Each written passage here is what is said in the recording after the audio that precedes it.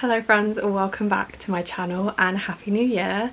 I apologise for getting this out so late into January, but I pretty much only just started recovering from the illness that I had over Christmas. I was so sick, so filming was just a no-go and I didn't get to do any of my end of year videos that I wanted to, but I just thought I would start fresh in January with my January TBR. We're going to be picking all of the books that I read this month out of my TBR jar, which I've got all fresh new prompts for. Here it is in all its glory. There's actually so many more prompts in here than you'd think.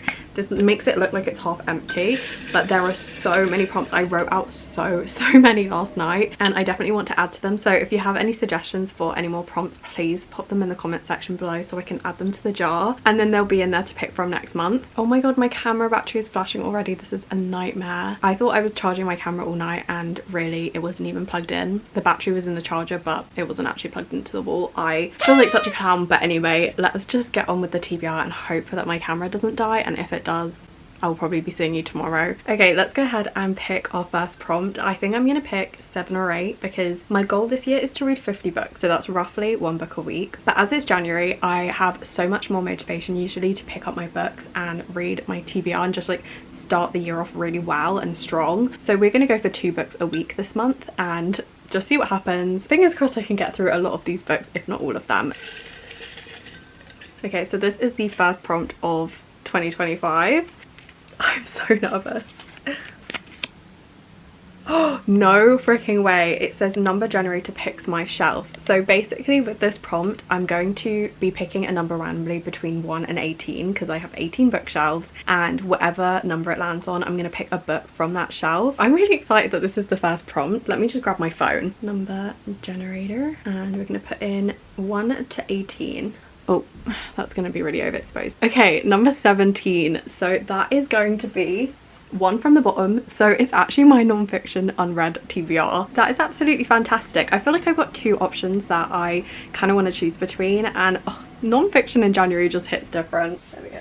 Okay, so the 2 books that I'm going to be choosing between are The Body Keeps the Score and Know My Name by Chanel Miller. They're quite different. One is general non-fiction about trauma and what trauma does to our minds and our bodies, and there's loads of studies in this one, and the reason that I got it was because it actually has a case study all about the benefits of journaling, and I really got into journaling towards the end of last year, so I decided to pick this up just to kind of understand why we find journaling very useful to work through our pain and our trauma. And then this one, Know My Name by Chanel Miller, was a book that I was actually reading in the summer. I think it was like summer, early autumn that I was reading this one, and I got just over halfway through before I kind of soft DNF'd it. I wasn't DNFing it because it was bad. It honestly is one of my 5-star predictions still to this day. Like, I know that when I finish this it will still be 5 stars, but it was just a bit heavy considering what I was going through in my own life at the time. I just didn't pick it up again because I wasn't really in the right space to read it, but I genuinely think that I could start reading this again. I'm gonna add this one to my TBR because I think it would just start the year off so well to finish this one. It would be incredibly satisfying and I was enjoying it so much as I was reading it before. I didn't even say what it was about. It is a biography and it follows the survivor of the Stansford sexual assault case that happened a few years back, I think in 2016, and it just follows the aftermath of what happened to Chanel and the court case and everything like that, and it is just really powerful and impactful, and I'm just really excited that this is my first book of the year. I feel like this has started so well, it's probably just gonna go downhill. Okay, prompt number 2. Okay, let's go with this one. Is that the right way up? Sorry, my camera did actually die as predicted. Anyway, I just finished my cup of tea, watched a YouTube video, and now we're getting ready to go again. I did actually see the second prompt. I don't know if it caught it, but my camera literally died as I opened it. Anyway, so the second prompt is lowest rating on my TBR, which is basically the lowest average Goodreads rating on my entire physical TBR. I already know what this is. I don't even need to look it up because I know my physical TBR from back to front. I know what the top rated one is, which is so funny, and it's such a coincidence because this is the top rated book on my TBR as well. Anyway, so my lowest rated book that I physically own is Insatiable by Daisy Buchanan. I don't really understand why it has such a low rating. I don't think it's below 3 stars, to be fair. It's still like 3 point something, so it's not that bad, but obviously this one isn't everyone's cup of tea, and I'm just interested to see where I fall in that mix. This is about a girl, I think she's in her 20s, I think she lives in London. As the title suggests, she just wants more out of life, like she's insatiable. She she has a hunger for a better life in every aspect, like a better job, better love life, like everything. And then from what I know, I think she gets tangled up in this married couple's lives, and I think they end up being kind of like a throuple. I don't think it's going to end well, to be honest, from the sound of it. But yeah, this is another one, yet another one that I've been thinking about reading recently, so I'm not mad that it's on my TBR. So yeah, we are going to be reading Insatiable by Daisy Buchanan. I literally can't get over that the first two books on this TBR are my highest and lowest rating on my shelves. Like, I don't really understand how that happened, but not going to question it. It seems divine to me. So we're going to go straight on to prompt number 3. There you go, you can get a good view of this one. We're going to go with this one. Okay, so this one is a gifted book. So it just means any books on my shelves that have been gifted to me, either by one of you guys, a friend, a publisher, for example. So yeah, we're gonna go and find one that I know that I did get for myself. This is quite sweet because it's kind of like a present, and I should read more of these, to be honest. Should get some options, really. Why am I not actually sure what I want to read? Oh, actually, I've got a good idea. So the first one that I saw that I thought I actually do want to read that this year, it's on my 25 books for 2025, is Stag Dance by Tori Peters, and I definitely want to get around to this. I just don't know if I want to read it in January. I think the release date is actually March, so I do have a little bit of time before picking this up, and I just don't think I'm necessarily in the mood for it right now. So I did grab that one, but as soon as I saw this one, I knew this is exactly what I wanted to read, because it's just been on my mind lately and I think it might be time. This one was gifted to me by my sister as well. I literally had a 2-hour-long FaceTime with her today, so I just feel like this is meant to be. In this sleeve is Howl's Moving Castle, if I can get it out, by Diana Wynne Jones, and I think this is the gorgeous folio edition. I know she got it for me for like a birthday or for Christmas a couple of years ago, and I haven't read it yet, but I feel like it's just calling me now. I just feel like this is my mood right now. Like at the moment, currently I'm reading an Agatha Christie book and it's just giving me all of like the comfort feels. Like I just want to read books that provide ultimate comfort, and I feel like this one is definitely going to do that. It's actually, I think, technically classed as a middle grade kind of modern classic. I can just picture myself reading this in front of the fire at my parents' house. Get this on my TBR right now. The books on my TBR actually could not be more different. We've got a children's classic, a non-fiction biography, and then we've got a contemporary literary fiction, kind of like sad girl, weird girl book. Very varied so far. Anyway, let's carry on. This is prompt number 4. What does it say? Oh, it was upside down, sorry.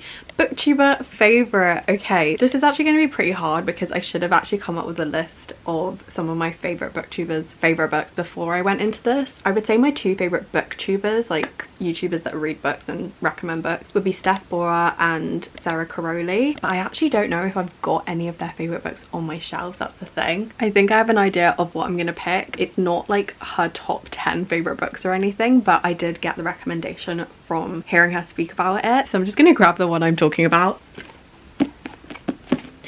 So this is actually my last hauled book, and I picked this up in December during a video that was actually inspired by this creator, so this is kind of perfect. It's Lightlark by Alex Aster. I think this is a YA fantasy series. I think at least the first 2 books in the series are already out, and Sarah Crowley has read both the first and the second book, and I think she really liked this one. The way she described it was that it was just classic YA, like it really harked back to like Hunger Games vibes, and the way she talked about it just made me want to read it straight away, so that's why I got this one. But it's definitely not her favorite book by like a long stretch. There are so many more books that she'd recommend above this book, and I know for sure she didn't like where the author took the second book, like where she took the plot. But yeah, we're gonna go with this anyway because this is the closest I could probably find on these shelves to one of those 2 booktubers' favorite books. So yeah, a tiny bit of a stretch, but I'm just going to put this on my TBR, and I am quite excited about it. It seems like this high stakes fantasy. I don't think it's super complicated or anything. I think it's just going to really remind me of like Hunger Games,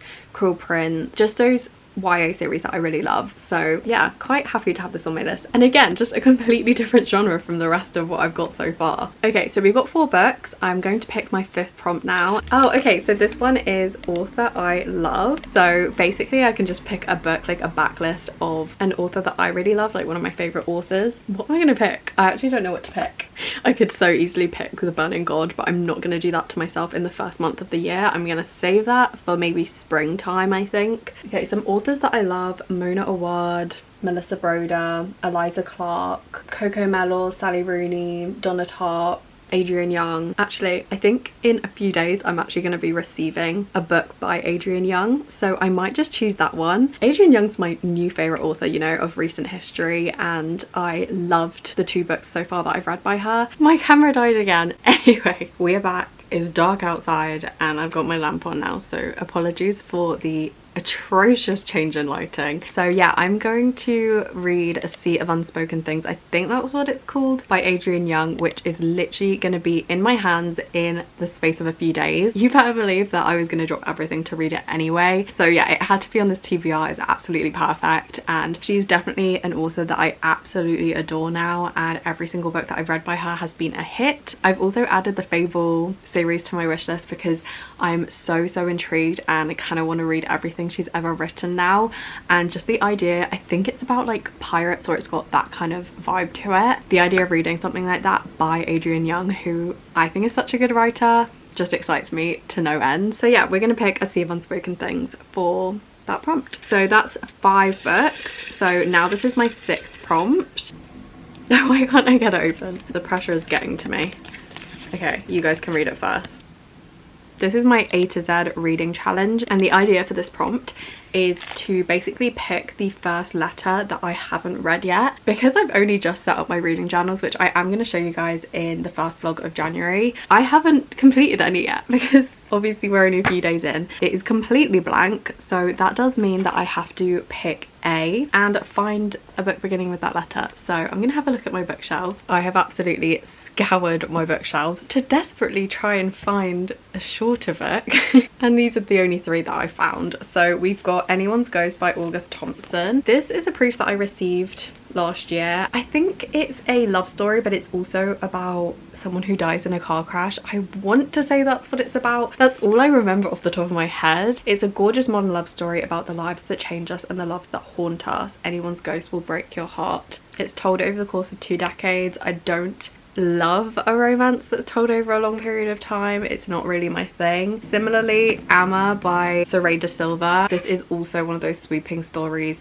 told about multiple generations in one family. The vibe in here has completely changed with the lighting. It is cozy though. I hope you guys are finding it cozy. Anyway, and then the last option, which I have been meaning to read for a number of years now, is Acts of Desperation by Megan Nolan. I just don't know if it's like too similar to Insatiable. I don't know why these 2 always go like hand in hand for me. Maybe I got them around the same time. I actually can't remember, but I'm always a little bit concerned to read books that are too similar like quite close together because it always affects my mood. But I think out of all 3, this is the one that I'm probably in the mood for the most. So I think I will put this on my TBR. I am tentative about it, but there are literally no other books on my shelves that begin with A that I haven't read yet. Okay, so that brings us up to 6 books. So I think I'm just going to pick one more book, as I'm already currently reading one anyway. And so that will bring me up to like 8 books in the month, if that makes sense. So yeah, let's pick our final prompt of the first video of 2025. Okay, so this one says unread from a previous TBR. So basically a book that I picked for my TBR last year within these videos that I didn't actually end up picking up and reading. So one that I neglected basically to read. So I think this is a really good prompt for actually helping me get through my physical TBR, but it is also slightly a mean one. So yeah, we're ending on not the highest high, but hopefully I can pick a book that I really want to read now that maybe I wasn't in the mood for then. This is also going to be really difficult to try and remember what books I had on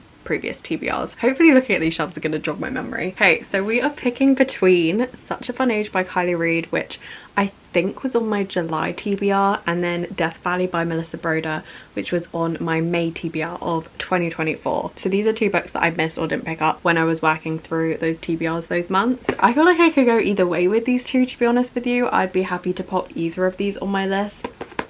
It really just depends what I'm in the mood for most, to be honest. I think the Melissa Broder one is incredibly strange. It's definitely gonna have some magical realism in there if I know Melissa Broder, whereas this one is kind of just general contemporary fiction, but is definitely a commentary on society and apparently an incredibly easy read. I'm just thinking what is like most different from the books that I've already got on my list. I think I'm gonna opt for the easier read and go with Kylie Reid's Such a Fun Age, and this is gonna be my last chance to read this book because I've owned it for about 4 years now and haven't read it. So this is going on the TBR. I think this one needs to be on there more than the other one. So yeah, we're gonna pick Such a Fun Age by Kylie Reid. I better read that because that could get super embarrassing if I don't. So this is my TBR for January 2025. We've also got Adrian Young's A Sea of Unspoken Things as well. 7 incredible books to pick from this month. Like I said, my goal is to read 2 of these each week for January at least, but to be honest with you, I'll be really chuffed if I get to even half of these books. Okay, so that is it for my January TBR, the first TBR of the year. I've made a promise to myself to do this every single month, so yeah, please let me know if you have any more prompt suggestions for me. And yeah, I just hope that you guys enjoyed spending time with me today. Thank you guys so much for watching, and I will see you very shortly with my first vlog of 2025. Bye!